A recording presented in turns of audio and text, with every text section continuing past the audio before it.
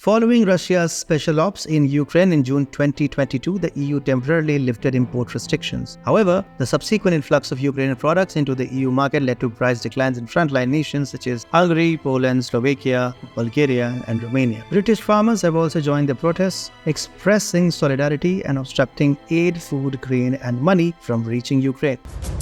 Welcome to TFI Global, the antidote to mass delusion. The recent expansion of farmer protests has seen British farmers joining their European counterpart. A demonstration involving about 30 tractors driven by farmers expressing dissatisfaction with inexpensive imports occurred, though it was smaller compared to those in France, Spain, Romania, Poland, and other European nations. This raises questions about the potential for further actions. British farmers feel a growing existential threat to their way of life. Organizers of the Dover protest suggest that the future demonstrations are possible. Criticism from farmers is directed at post-Brexit conservative governments, particularly under Boris Johnson, for trade deals eliminating tariffs on goods like lamb and beef from countries such as New Zealand and Australia. These deals, seen as strategic trade priority, are deemed utterly soul-destroying by farmers. British farmers have also joined the protests, expressing solidarity and obstructing aid, food, grain, and money from reaching Ukraine. Now, coming to Polish farmers, they recently halted 3 trucks at the Poland-Ukraine border, leading to the spillage of Ukrainian grain. In response, Kiev has called upon Warsaw to hold the farmers accountable for this action. The incident occurred near the Yełdin-Dorohsk checkpoint during a broader protest by Polish farmers. Their grievances center around European Union agricultural policies, specifically objecting to the allowance of inexpensive grain imports from Ukraine. The incident at the border crossing, reported by the Polish news agency PAP, has prompted diplomatic engagement with Kiev, urging the Polish authorities to take measures against the farmers involved in the disruption. The spoiling of Ukrainian grain on the Polish border is unacceptable.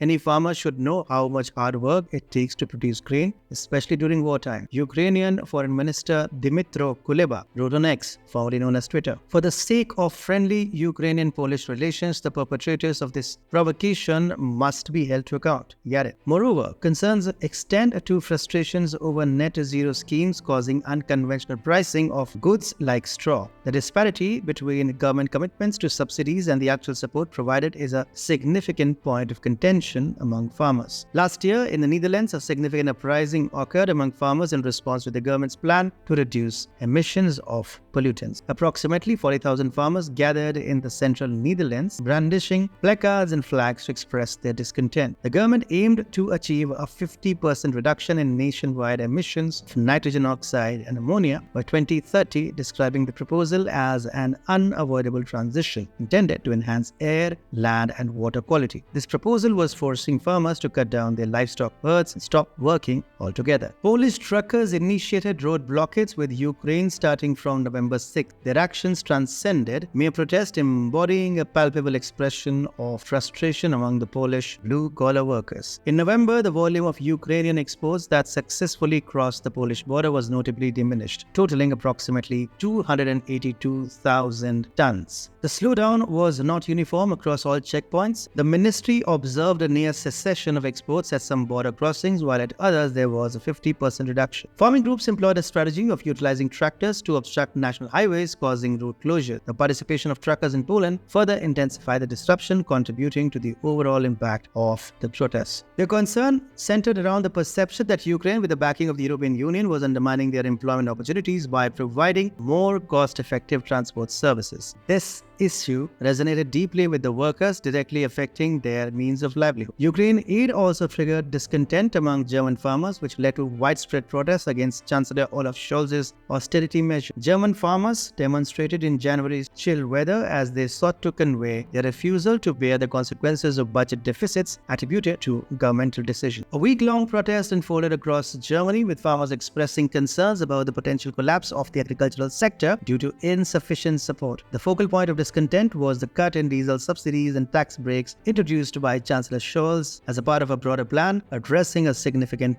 budget shortfall. This development prompted thousands of farmers to converge in Berlin and other major cities with the aim to disrupt motorways through blockades and mobilize slow-moving convoys. Following Russia's special ops in Ukraine in June 2022, the EU temporarily lifted import restrictions. However, the subsequent influx of Ukrainian products into the EU market led to price declines in frontline nations such as Hungary, Poland, Slovakia, Bulgaria, and Romania. Romanian farmers and shippers also engaged in protests, causing traffic disruptions primarily in objection to the expensive civil liability insurance. This nationwide demonstration involved transporters and farmers blocking ring highways in Bucharest and other cities. The protesters demanded regulation of costs associated with mandatory civil liability plans, citing the exorbitant prices of auto liability insurance as their main concern. European farmers turned the EU headquarters into a crop circle of discontent, with tractors replacing tie-wearing lobbyists. Ahead of the European Council session, hundreds of farmers descended on central Brussels to blockade the city, which brought the current wave of agrarian dissatisfaction throughout Europe to the EU's doorsteps. Tractors blocked various parts of the city. A key supply center for the Belgian grocery chain Colruyt was briefly blockaded by farmers 20 kilometers southwest of Brussels as they demonstrated against harsh new environmental laws and the threats the conflict in Ukraine poses to the European agriculture sector. Protests against ongoing aid to Ukraine are escalating across Europe. The continent is witnessing a collective uprising primarily led by farmers, truckers, and transporters who adamantly oppose the aid, viewing it as detrimental to their livelihood. The war in Ukraine has brought forth significant challenges for Europe, with farmers emerging as a notably impacted group. The unrest commenced with Dutch farmers objecting to emission reduction plans, followed by Polish truckers expressing discontent over perceived job losses to Ukraine. Then German farmers joined the protest, rallying against austerity measures, with French farmers surprisingly joining the dissent. The common denominator in these demonstrations is a resolute rejection of additional aid to Ukraine, fueling widespread upheaval across Europe. The protests have now extended to Britain, raising anticipation about potential further participation. The prevailing sentiment across Europe, especially in the West, signals a collective decision to withhold financial, agricultural, and military assistance to Ukraine.